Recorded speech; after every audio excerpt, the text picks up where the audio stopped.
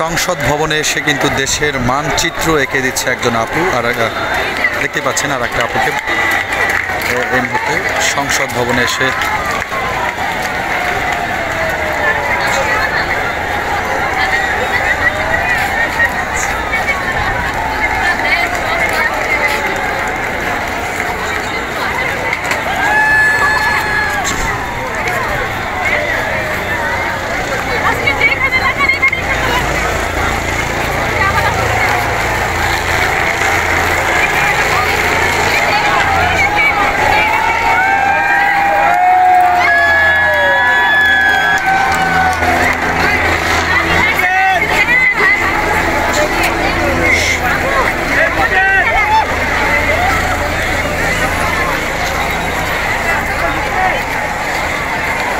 পরের সিরিয়াল আমি আপু।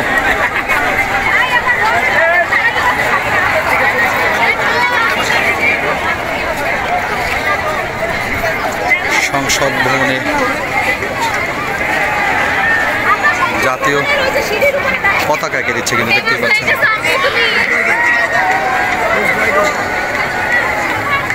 দেখতেই পাচ্ছেন সংসদ ভবনের সামনে কিন্তু আসলে আজকের মানুষের ঢল, সেই ঢলেই কিন্তু এই মুহূর্তে একজনকে পতাকা এঁকে দিচ্ছে বাংলাদেশের এক আপু।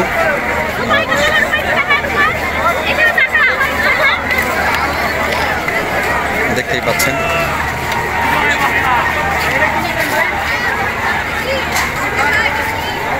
আপনারা কি সবাই একসাথে?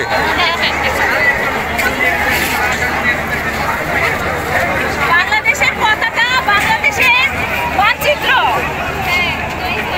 এঁকে যাচ্ছে। সেও একজন বাংলাদেশের স্বাধীনতা কর্মী। নাম কি?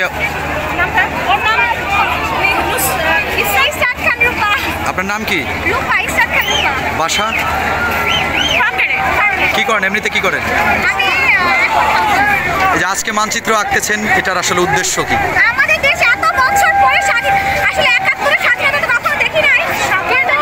একটা হাসি চব্বিশের স্বাধীনতা আর এত সুন্দর, তখনও হয়তো এত সুন্দর ছিল, কিন্তু আমরা তো দেখি নাই, বুঝি না। আমরা স্বাধীনতা দেখিনি, আজকে স্বৈর শাসন দেখেছি এরশাদের সময়, কিন্তু এরকম স্বৈর সরকার দেখিনি, ফ্যাসিবাদী সরকার দেখিনি, এরকম অত্যাচারী সরকার দেখিনি। সে মুক্তিযোদ্ধাদের কথা বলেছে, আমরা মুক্তিযোদ্ধাদেরকে অবশ্যই সম্মান করি। স্বাধীনতা, মুক্তিযুদ্ধ আমাদের গর্ব, কিন্তু সেই মুক্তিযুদ্ধকে সে অস্ত্র হিসেবে হাতে নিয়ে আমাদের সাধারণ মানুষকে, আমাদের সাধারণ মানুষের ইচ্ছাকে উনি কি করেছেন, এই সরকার পদদলিত করেছে। আজকে ছাত্র শক্তির কারণে এই স্বাধীনতা অর্জন হয়েছে।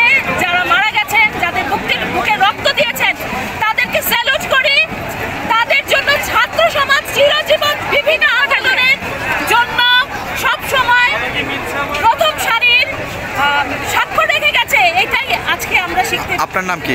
আমার নাম, আমি ঢাকা বিশ্ববিদ্যালয়ের, আমার নাম হচ্ছে গিয়ে রত্না। আমি আসলে আনন্দে, আমি কি কথা বলবো, কি বলবো আমি বুঝতে পারছি না। আমি ঢাকা ইউনিভার্সিটির স্টুডেন্ট ছিলাম আর বর্তমানে শিক্ষকতার পেশায় আছি।